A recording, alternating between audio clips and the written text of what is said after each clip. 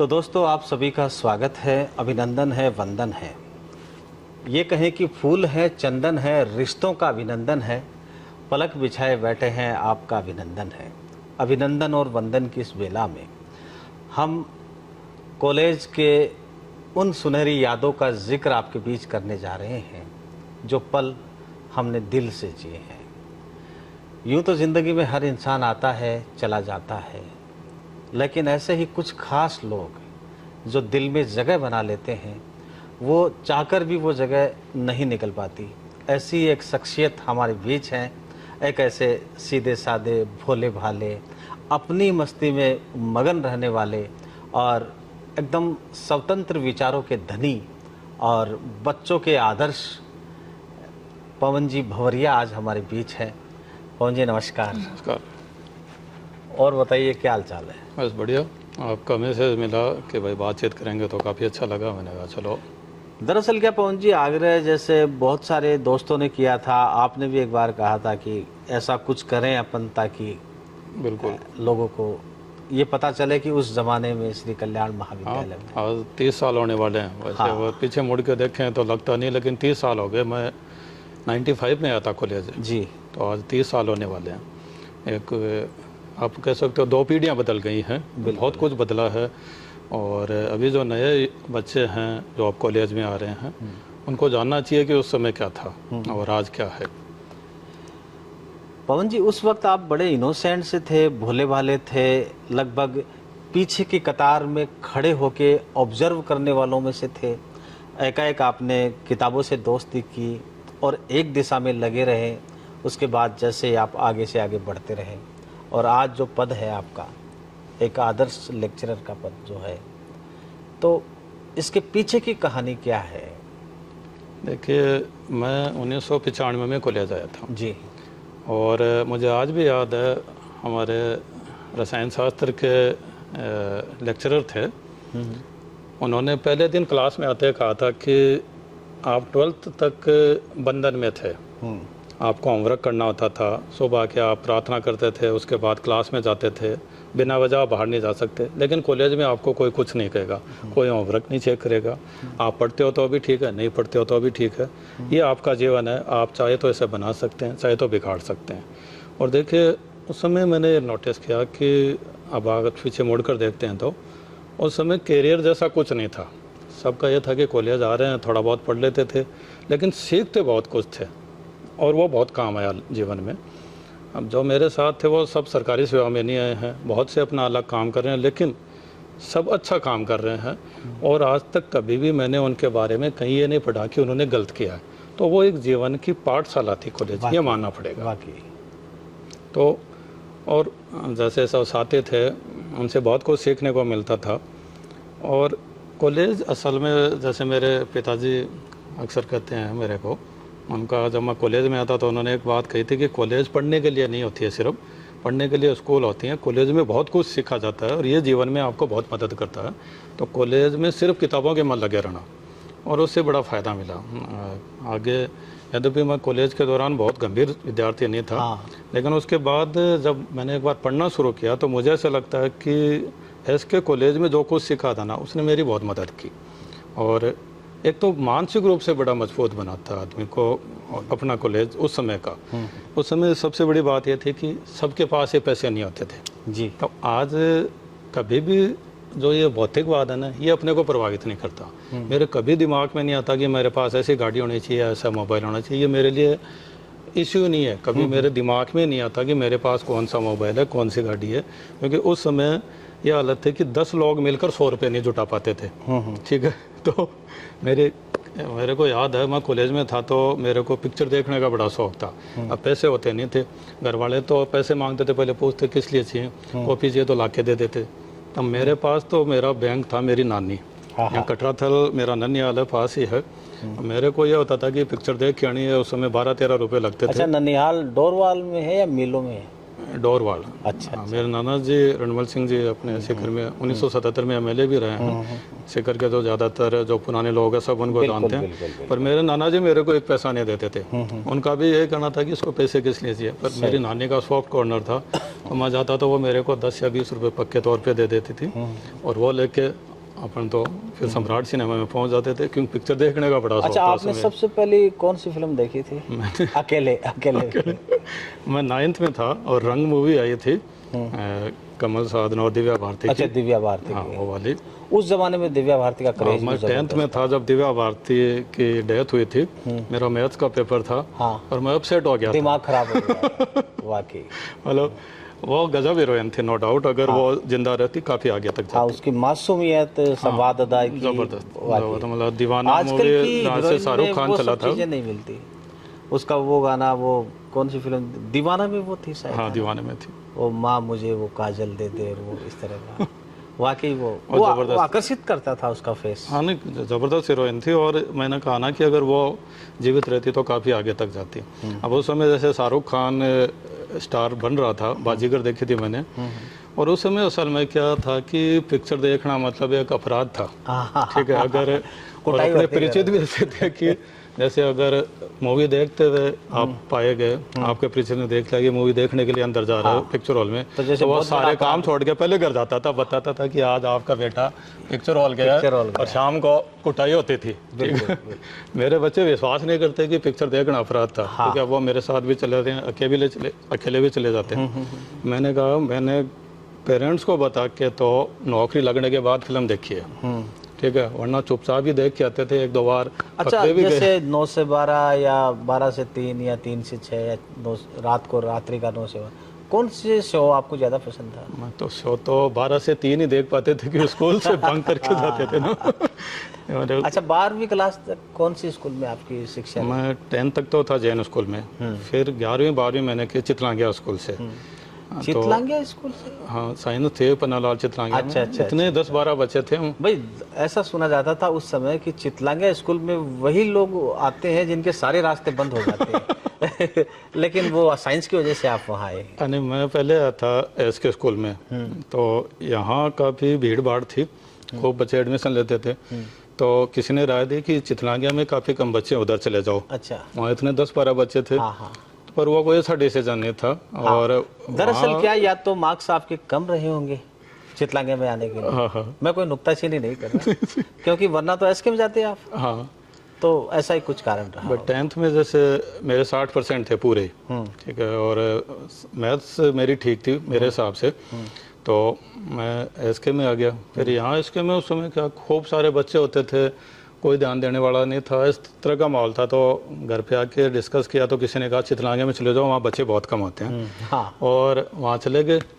और असल में उस दौर में जैसे आज छठी में आप बच्चे के पीछे पड़ जाते हैं, पढ़ वहाँ कोई करने वाला नहीं था। 11th में भी नहीं करने वाले थे। पढ़ लो तो ठीक है, नहीं पढ़ लो तो ठीक है। 12th पास हो गई, कॉलेज में आ गए।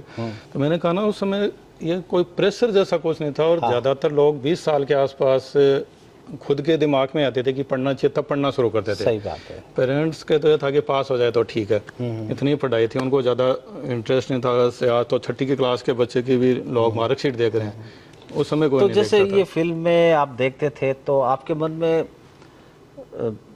भारतीय सिनेमा को लेकर कुछ ख्याल तो बचपन में रहे होंगे कि हर पिक्चर देख के सोचा मैं भी एक्टर बन जाऊं? नहीं, ऐसा तो नहीं था। एक्टर बनना जैसा तो नहीं था। लेकिन असल में मैंने एक लंबे समय तक पिक्चर देखी। आप मान लो कि मैंने 2007 तक खूब पिक्चर देखी है। मैं जयपुर रहा 2000 से 2007, और हर फ्राइडे को सुबह 9 से 12 लक्ष्मी मंदिर सिनेमा में पिक्चर देखने जाता था। क्या बात है। ठीक है, मैं मतलब पिक्चरों का ज़बरदस्त शौकीन था। और ऐसा तो कभी नहीं सोचा कि अपन एक्टर बने, लेकिन डायलॉग मेरे को याद रह जाते थे, ठीक है। और तो खास जैसे कर वो नवाजुद्दीन सिद्दीकी का वो डायलॉग आप बता रहे थे, एक बार आपने वो फेसबुक पे पोस्ट भी किया था कि अखा बम्बई का डॉन कौन, वो इसका मनोज वाजपेयी मनोज वाजपेयी का सत्या था। में। हाँ, सत्या में। हाँ, तो वो जबरदस्त मूवी थी। वो वास्तव में गजब की बिल्कुल, थी। वो मतलब उसका वो बोलने का अंदाज कि अखा मुंबई का किंग कौन। हाँ, क्या बात। तो दोस्तों, आपको बता दें, अपने ये है पवन जी भौरिया, और वर्तमान में आप लेक्चरर हैं, हिस्ट्री के लेक्चरर हैं। इतिहास को बहुत ही सूक्ष्म तरीके से और बड़े सरल तरीके से जो विद्यार्थी इनसे पढ़े हैं, आप उनसे इस्लाह कीजिए, उनसे पूछिए। जिनका हिस्ट्री के प्रति कोई रुचि नहीं है, वो भी आज इतिहास में पारंगत हो रहे हैं।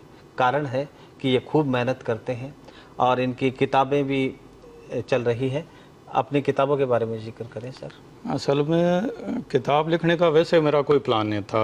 2018 में मेरे मित्र अरविंद जी भास्कर, उनकी एक बुक थी, उसको अपडेट करने का उन्होंने कहा वैसा मेरे पास टाइम नहीं, आप देख लो। तो मैंने उसको बेमन से किया उस समय क्योंकि मेरे को इस चीज़ में कोई रुचि नहीं थी। फिर 2019 में एक बुक लिखी मैंने जो प्रतियोगी परीक्षाओं के लिए, उसको बच्चों ने ठीक पसंद किया, बहुत से बच्चों के मैसेज आए, तो फिर ही धीरे धीरे मेरे को इसमें रुचि जगी। और ख़ासकर मैंने खुद ने बीएससी किया मैथ्स, उसके बाद मैं हिस्ट्री में आया, और प्रारंभ में मेरे को काफ़ी दिक्कतें आई क्योंकि मैं भाषा नहीं पकड़ पाता था, और जो मानक किताबें हैं वो थोड़ी सी क्लासिकल लैंग्वेज में होती हैं, क्लासिकल, तो उनको पढ़ने में मेरे बड़ी दिक्कत आती थी। फिर मेरे एक सीनियर थे, उन्होंने मेरे को कहा तू हिंदी की डिक्शनरी ले आ, यानी जिसमें हिंदी शब्द कोई समझाया गया है, तो वो लेके आया तो मेरे समझ में आना शुरू हुआ। तो फिर मैंने सोचा उन विद्यार्थियों के लिए इतिहास की अपन बुकलेट या ये गाइड तैयार करें जो हिस्ट्री से नहीं है, नॉन हिस्ट्री वाले बच्चे हैं उनके लिए, जो सामान्य ज्ञान के लिए पढ़ते हैं। तो फिर धीरे धीरे ये काम मेरे को पसंद आया, बच्चों को पसंद आया, पर इसको मैंने बोझ के रूप में नहीं लिया। मेरे को जब टाइम मिलता कर लेता हूँ, कोई टारगेट नहीं रखता कि ये काम इतने दिन में पूरा करना है। ईजी वे में अगर एक दिन में आधा घंटा मिलता, आधा घंटा काम कर लेता हूँ, 1 घंटा मिलता है 1 घंटा काम कर लेता हूँ, नहीं मिलता तो नहीं करता हूँ। तो इसको कोई वैसे प्रोफेशनल रूप से नहीं लिया मैंने, दिमाग पे कभी लोड नहीं लिया, और मैं इसको एंजॉय कर रहा हूँ, मेरे को अच्छा लगता है। हिस्ट्री में जैसे एक मिडाइवल हिस्ट्री होती है, एक आधुनिक होती है, तो आपका मुख्य सब्जेक्ट कौन सा था? मैंने तो जो पीजी किया था, एमए किया था, वो मध्यकाल में किया था, मिडाइवल। हाँ, लेकिन अब ओवरऑल जैसे राजस्थान की हिस्ट्री की मेरी बुक काफ़ी अच्छी चल रही है, बाकी की इंडियन हिस्ट्री भी पसंद है। ओवरऑल मतलब ऐसा हिस्ट्री में कुछ ऐसा नहीं है कि ये पसंद है ये ना पसंद है। वैसे देखा जाए तो वर्ल्ड हिस्ट्री मुझे ज़्यादा अच्छी लगती है, क्योंकि पूरी दुनिया की सिर्फ महत्वपूर्ण घटनाएं वर्ल्ड हिस्ट्री में अपने को पढ़ने के लिए मिलती हैं।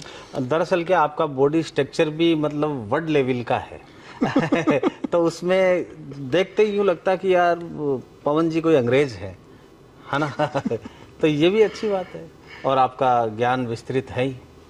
तो वर्ल्ड हिस्ट्री में, वर्ल्ड के लिए अभी कुछ आपने लिखा, कोई किताब? नहीं, अभी वर्ल्ड हिस्ट्री के लिए तो कुछ नहीं लिखा है, लेकिन बता रहा हूँ कि मेरे को वो ज़्यादा अच्छी लगती है। असल में जब मैंने हिस्ट्री पढ़ना शुरू किया तो सबसे पहली किताब ही मैंने वर्ल्ड हिस्ट्री की, हमारे हुकमचंद जैन सर हैं, उनकी लेके आया था। उन्होंने काफ़ी डिटेल में किताब लिखी, और आप पढ़ते हो तो ऐसा लगता है कि कोई उपन्यास पढ़ रहे हैं, मतलब आनंद आता है। और असल में मैं कॉलेज में भी बच्चों को कहता रहता हूँ, और भी बच्चे कोई प्रतियोगी परीक्षा के लिए पूछते हैं, उनको हमेशा कहता हूँ कि किताबें खूब पढ़ो। गाइड या नोट्स लास्ट में पढ़ने के लिए होते हैं। बच्चे क्या करते हैं, सीधे गाइड या नोट्स पे जा रहे हैं। तो कारण है, आपने श्री कल्याण महाविद्यालय में जब पढ़ते थे तो हिस्ट्री के जैसे माणक, वो मैडम माणक जैन वगैरह थी, या अपने भगवान सिंह जी वगैरह थे, तो हिस्ट्री के नोट्स हैं वो राजकमल स्टूडियो में पढ़े रहते थे, वहाँ से वो थप्पा लगा के उठाया और वो सबको डिवाइड कर दिया। ये चीज़ सब ठीक है, लेकिन एक विद्यार्थी के रूप में 2 बातें आपके माध्यम से मैं बच्चों को बताना चाहूँगा कि एक तो पढ़ने में शॉर्टकट मत अपनाओ, यानी ये मत सोचो ये किताब पढ़ो नहीं पढ़ो, किताब मिल गई उसको पढ़ लो, याद करना जरूरी नहीं है, पढ़ लो। पढ़ने से आपकी समझ विकसित होगी। दूसरा, पढ़ने में खूब मेहनत करने की सोचो, मतलब बचने की मत सोचो, या तो इसको करो ही मत। भाई ऐसा कोई नियम नहीं बना रखा कि पढ़ना ही पड़ेगा, बहुत काम है, लेकिन अगर आप पढ़ ही रहे हैं, विद्यार्थी हैं, और ये आपका अगर काम है, तो उसके बाद शॉर्टकट मत तलाशो, खूब पढ़ो। चाहे वो आगे काम आएगा आगे नहीं आएगा किसी को नहीं पता, लेकिन पढ़ो तो उसको खूब पढ़ो ताकि आपकी एक समझ विकसित हो। सारा खेल समझ का है, जब तक आप चीज़ें नहीं समझेंगे पूरी तरह से आप कभी अच्छा नहीं कर पाएंगे, ये मेरा मानना है। अच्छा पवन जी, ये भी माना जाता है अमूमन विद्यार्थियों की ये धारणा है कि इतिहास में नंबर कम आते हैं, क्या वजह है? नहीं, ऐसा अब तो नहीं है। पहले तो असल में क्या है कि सारे जितने आर्ट्स के सब्जेक्ट थे, जो जिस समय हम स्टूडेंट थे और हमारे जो टीचर्स थे, तो वो 60% को 100% मानते थे, यानी जिसके 60% आ गए उसको सब कुछ आ रहा है, ये उनकी मेंटलिटी थी। तो वो उसी बच्चे को 50-55 नंबर देते थे जिससे वो पूरी तरह संतुष्ट होते थे। 60 तो वो उसको देते जिस जो उनकी नज़र में भगवान है, कि उसको सब कुछ आ रहा है। तो 60 तो वो बेमुश्किल 1000 बच्चों में 1 के देते थे। ये अभी हम देखते हैं, 10th-12th का रिजल्ट आया, 100 नंबर आ रहे हैं। बहस भी चली कि हिंदी है, इतिहास है, इनमें 100 कैसे आ सकते हैं, आज दिए जा रहे हैं। लेकिन उस समय असल में 60 ही 100 थे। मेरे को याद है जब मैं एमए कर रहा था तो मेरे 2-3 पेपर ऐसे दिन में 60 से ऊपर नंबर आए हैं, और वो पेपर ऐसे थे जब मैं देख के आया तो मुझे लगा कि इससे बढ़िया मैं कभी कर ही नहीं सकता। तब जाके मेरे 64 नंबर आए, ठीक है। तो असल में वो उनकी सोच ये थी कि भाई 60 उसको ही देंगे जिसको बहुत अच्छा आ रहा है। अभी क्या है कि जिसको बहुत अच्छा आ रहा है, मैं खुद भी कॉपियाँ चेक करता हूँ, जिसने बहुत अच्छा लिखा है मैं उसको 80, 85, 90 तक भी नंबर दे देता हूँ, मुझे लगता है बहुत अच्छा किया। वो पुराने वाले टीचर उसमें 60 नंबर दे के छोड़ देते कि भाई हाँ अब इससे ज़्यादा तो देंगे नहीं। हाँ, उनका हाथ तंग था। हाँ ये भी है। तो ये वार्ता चल रही है, यादों की तरफ हम एक बार पुनः ले जाते हैं, वरना तो क्या अपने जो साथी हैं वो बोलेंगे यार ये ज्ञान बांटने फिर से आ गए। हाँ ना, ये टैग लगना भी नहीं चाहिए अपने कि भाई ज्ञान दे रहा है, ये ज्ञान तो बच्चों के लिए ये वैसे भी क्या, ये साथियों के लिए कार्यक्रम नहीं है। स्वांतः सुखाय के लिए ही है और आप इसे सहज ही लेंगे ऐसी उम्मीद भी हम करते हैं। और बताइए पवन जी, आपके जो कॉलेज समय के मित्र कौन कौन रहे एसके कॉलेज में? कॉलेज में जब फर्स्ट ईयर में थे तो एक तो पुनीत चौधरी मेरा सबसे खास दोस्त था, आज भी है। एक मामचंद जी है, अभी वकील है अपने यहाँ सिकर, पुनीत तो इनकम टैक्स इंस्पेक्टर है। और उस समय बहुत से साथी थे, अभी उनसे इतना मिलना जुलना नहीं हो पाता, लेकिन मैंने एक चीज़ नोटिस की है, चाहे हम 5 साल नहीं मिले, 10 साल नहीं मिले, लेकिन मिलने पर कभी असहज नहीं महसूस करते। आज भी वही ताजगी है, न तो मैं ये देखता हूँ कि वो किस पोस्ट पे हैं, न वो देखते हैं कि मैं क्या कर रहा हूँ। एक जैसे कहीं वो 95 वाली स्थिति है। और असल में वो जो दोस्त हैं ना, उन्हें आप दोस्त कर सकते हैं। आपने एक बार अपना काम शुरू कर दिया, उसके बाद जो आपके परिचय में लोग आते हैं वो आपके परिचित होते हैं, दोस्त नहीं होते। सही बात। ठीक है, जहाँ आप एक दूसरे को सम्मान के साथ बोलते हैं, असल में वो प्रगाढ़ता नहीं है। ठीक है, जो तू तड़ाक से बात करते हैं दोस्त तो वही है, बिल्कुल। और वो कॉलेज तक ही होते हैं। उसके बाद तो अपने जो भी संबंध हैं वो ज़्यादातर व्यावसायिक हैं या परिचित हैं। परिचित है, तो सही बात है। उस समय जो है, उस समय के जो दोस्त हैं। अच्छा, उस समय मुझे याद आ रहा पुनीत, यानी कि जैसे रवि, पुनीत, ये शायद एक इस समय के थे। पुनीत का ये आदत था कि वो हाई स्टोर्स इस तरह से कुछ बोलता था। मतलब उसका मज़ेदार बात थी कि जैसे वो 10th में 12th में कॉलेज में लगभग टॉपर था, लेकिन वो किताबी कीड़ा नहीं था। हाँ। ठीक है, आजकल तो वो क्या है कि ये जो आम लोगों से बहुत कम मिलता जुलता है, एक अपनी अलग ही जिंदगी दुनिया में रहता है। लेकिन उस समय उसके बारे में चर्चा थी कि यार ये पढ़ता कब है। हाँ भाई पूरे दिन, जैसे जिनके अच्छे नंबर आते थे वो कॉलेज में दिखते नहीं थे, अपनी पढ़ाई करते थे। वो हमारे साथ घूम रहा ठाट से, डायरेक्ट यूनिवर्सिटी से भी जुड़े हुए रहते थे उस समय भी। हाँ, मतलब पूरे टाइम घूम रहे हैं, इधर खड़े हैं साइकिल स्टैंड पे, कहीं लाइब्रेरी की तरफ, वो मंदिर की तरफ। अक्सर ज्यादा मंदिर की तरफ रुझान था। कई बार विवादों में भी आ जाते थे। सुन रहा भी होगा, देख भी रहा होगा। पुनीत सोचेगा यार ये दोनों मिलके आज नहीं, वो उसको तो भेजना ही पड़ेगा। वो फोन भी वो बटन वाला ले आया है, सोशल मीडिया से सबसे दूर है। मस्जिद तो तीसरी दुनिया का आदमी है वो। हाँ, उसका मतलब मूड भागे, उसने कहा नहीं यार इन चीज़ों से दूर होते हैं। तो पवन जी, अब 12वीं क्लास पास करके जो छात्र छात्राएं अपने भविष्य की तलाश में आगे बढ़ रही है, तो उनके लिए आप क्या संदेश देना चाहेंगे? देखिए, जो बच्चे अभी 12th करके इधर आ रहे हैं कॉलेज एजुकेशन में, जो उधर जा रहे हैं प्रोफेशनल कोर्स करने के लिए, उनसे तो मैं इतना जुड़ा हुआ नहीं हूँ। लेकिन जो बच्चे इधर आ रहे हैं, चाहे वो BA कर रहे हैं, BSc कर रहे हैं, BCom कर रहे हैं, या 4 साल का BA BEd कर रहे हैं, उन सबको एक बात कहना चाहता हूँ कि एक तो अपना लक्ष्य तय करो। आप एक साथ 7-8 घोड़ों की सवारी नहीं कर सकते। ठीक है, आप पहले तय कर लो कि आपको करना क्या है, और फिर एक काम को ढंग से करो। बच्चों को मैं देखता हूँ कॉलेज में आके नहीं पढ़ रहे हैं, उनको पूछो कि मैं तो दिल्ली पुलिस की तैयारी कर रहा हूँ, तो फिर इस काम को छोड़ दो। हाँ, ठीक है, ऐसा नहीं हो सकता कि आप एक ही टाइम में किसान भी हैं और एक ही टाइम में आप ट्रक भी चला रहे हैं, और आप सोच रहे हैं कि मैं रेलगाड़ी भी चला लूँ, और आपकी इच्छा होगी कि मैं कहीं दुकान भी खोल लूँ, और आपकी इच्छा होगी कि मैं हलवा भी बन जाऊँ। इतने काम नहीं होंगे। जो भी करो, एक काम करो। किसी भी काम में ऐसा नहीं है कि ये काम आसान है और ये कठिन है, कोई ऐसा काम नहीं है। न कोई ऐसा काम है जिसके बारे में आप कह सकते हो कि इसमें बहुत ज़्यादा पैसे हैं, इसमें 1 रुपया नहीं है। हर जगह खूब पैसा है, हर जगह खूब इज्जत है, लेकिन काम एक पकड़ो और वो परफेक्शन की तरफ हो। सही बात। मेन चीज़ ये है, आप परफेक्शन नहीं हासिल कर पाओगे तो आपकी को कोई नहीं पूछने वाला, और आप परफेक्शन हासिल कर लोगे किसी काम में कर लो, आपको पूछेंगे लोग। सही तो बात। इस चीज़ को दिमाग में बैठा लो कि जो भी काम करो ना, तय कर लो कि मुझे ये करना है, फिर उस पर पूरी जान लगा दो। एक साथ 15 काम मत शुरू करो, फिर क्या होगा, आप किसी काम को नहीं कर पाओगे। आपने ऐसा कोई खिलाड़ी थोड़ा देखा है जो क्रिकेट भी खेल रहा है, बैडमिंटन भी खेल रहा है, कबड्डी भी खेल रहा है, फुटबॉल भी खेल रहा है। ठीक है, कोई एक खेल पकड़ना पड़ता है, उसमें वो टॉप करता है। यही पढ़ाई का मामला है। अगर आपको BA करना है तो फिर BA करो। हालात ये है कि बच्चे ग्रेजुएट हो जाते हैं उन सब्जेक्ट में। आप हिस्ट्री से ग्रेजुएट हो, आप उससे मिलो, आप उसको पूछो कॉमन सेंस वाली बात नहीं बता पाता जो 8वीं का बच्चा बता देगा। क्यों? क्योंकि उसने 10 दिन में इसको किया है, तो फिर उसको कोई नहीं पूछने वाला। देखिए, बिना आपकी स्किल के आपकी डिग्री एक कागज़ का टुकड़ा है, और अगर आपको स्किल है तो डिग्री की ज़रूरत नहीं है। डिग्री को कोई नहीं देखने वाला, आप में अगर स्किल है तो उसके बाद आपको पूछेंगे। आप सिखर में जानते हैं बालूराम जी सैनी कंपाउंडर की गली है, फेमस है उनके नाम से। डॉक्टर नहीं थे ना, एक सिंपल कंपाउंडर थे, लेकिन कितनी इज्जत कमाई है, क्योंकि वो अपने काम में परफेक्शन थे। तो काम जो भी करो ना, उसमें परफेक्शन होना चाहिए। कुछ भी कर लो, ऐसा कोई काम नहीं है जिसमें बरकत नहीं है, लेकिन वो आपको आना चाहिए। बिल्कुल। और अगर आपको नहीं आ रहा तो फिर से आप कुछ भी कर लो, कुछ नहीं होने वाला। बहुत ही अच्छी बातें आपने बताई पवन जी, और बहुत अच्छा लगा, और आपने बहुत दिल की बातें भी बताई, कॉलेज की बातें भी बताई। अब ज़रा अपना जो ये कार्यक्रम है, जब पहली बार आपके सामने ये एपिसोड आया कि एसके कॉलेज की यादों का ये सीरीज चल रहा है गर्मियों की छुट्टियों तक, इस बीच आपको बता दें कि ये सीरीज है और उन प्रतिभाशाली छात्र छात्राओं के लिए है जो उस समय श्री कल्याण महाविद्यालय में थे, अलग अलग विधाओं में पारंगत थे, प्रतिभा के धनी थे, और आज वो समाज के लिए बहुत कुछ कर रहे हैं, चाहे दिशा उनकी कैसी भी हो। तो इस सीरीज के बारे में जैसे पहले आपके विचार में ख्याल आया, पहला एपिसोड देखा, तो स्टार्टिंग में क्या मन किया आपका? मैंने, आपको याद होगा, पहले भी आपको कहा था कि आपको इस तरह से कुछ करना चाहिए। असल में आपको आइडिया नहीं, लेकिन मैं कॉलेज के वक्त से आपसे बहुत प्रभावित हूँ, क्योंकि मेरे को याद है मल्हार में ऑर्केस्ट्रा पार्टी आती थी और आपका एक गाना उन सब पे भारी पड़ता था।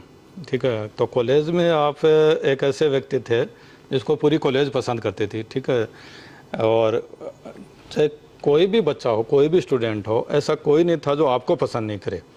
तो जब आपने ये प्लान किया, मुझे काफ़ी अच्छा लगा, और ये एक तरह से आप कह सकते हो कि आपने 30 साल पहले जिस जीवन को हमने जिया और अब धीरे धीरे उस चीज़ों से लगभग डिस्कनेक्ट हो गए हैं, आज एक बार फिर से आप एक प्रयास करके सबको एक जगह ला रहे हैं, ये बहुत बड़ी बात है। और मैं तो इसके लिए आपको साधुवाद और धन्यवाद दूंगा कि आप इतनी मेहनत कर रहे हैं इस पर, बहुत अच्छी बात है। दरअसल क्या है पवन जी, देखो, अपन सीधी और सच्ची यारों के बीच में बैठ के कोई ऐसा डिप्लोमेसी वाली बात नहीं, अपने पास कॉलेज की यादों के अलावा और है भी क्या। सही है, क्योंकि वही अपना एक गोल्डन पीरियड था, सुनहरी समय था, जहाँ अपन मनी माइंड तो अब भी नहीं है, तब भी मज़ा आता था यारों के बीच बैठ के, आज भी मज़ा आता है। और जब उन बातों में, उन यादों में खो जाते हैं तो यूँ लगता है कि, क्योंकि आदमी को जहाँ सुकून मिलता है बिल्कुल वहीं अच्छा लगता है। तो आपका बहुत बहुत आभार, आपने समय निकाला, मुझे बहुत अच्छा लगा पवन जी। और अब एक जाते जाते आपसे ये सवाल कि एक तो जैसे लगभग अपन साथ कैसे ही हैं, हाँ। 1-2 साल आगे पीछे, तो ये जैसे डाई अगर आप नहीं करते हो ना, तो यार वो हमें थोड़ी शर्म सी महसूस होती है कि तो इसके बारे में आप क्या, आप कोई आराम से कर सकते हो यार? नहीं, असल में मैंने शायद 2 साल पहले डाई करना बंद किया था। और जैसे सबसे पहले विरोध घर से आया मेरे सामने, खासकर मेरे बच्चों ने कहा कि पापा, मतलब बाल इतने वाइट है, तो हमारे जो साथी हैं उनको लगता है कि इसके पापा इतने बूढ़े हैं क्या। हाँ वही तो, फिर मैंने उनको धीरे धीरे समझाया, मैंने कहा कोई बड़ा इश्यू नहीं है, आप थोड़े दिन देखो क्या रहता है। अब उनके सेटल हो गया, ठीक है, वो अब कभी नहीं कहते, और मेरे भी सेटल हो गया, और मुझे लग रहा है लगभग 7 वालों के सबके सेटल हो गया कि नहीं हाँ, वो बात ऐसा तो सही लगता है। लेकिन देखो पवन जी, दोस्तों के गुण और अवगुण दोनों साथ आते हैं, है ना। तो ये क्या, ये दुनिया बड़ी बदरंग है जी। अपन जैसे हैं, हालांकि वैसे ही अपन सामने आने का प्रयास करते हैं, लेकिन ये दुनिया बड़ी अजीब सी है। जैसे बशीर बद्र साहब ने कहा है, हर एक आदमी के होते हैं 10-20 चेहरे, जिसे भी पढ़ना हो बार बार पढ़े। बिल्कुल बिल्कुल। तो दोस्तों, अब हम विदा लेते हैं, और इसी के साथ ही अगले एपिसोड में आपके बीच फिर से मुखातिब होंगे नए अपने साथी, अपने मेहमान। लेकिन पवन जी अपने मेहमान नहीं है, अपने साथी हैं, और आपके उज्जवल भविष्य की कामना करते हैं। आप खुश रहें, मस्त रहें, व्यस्त रहें।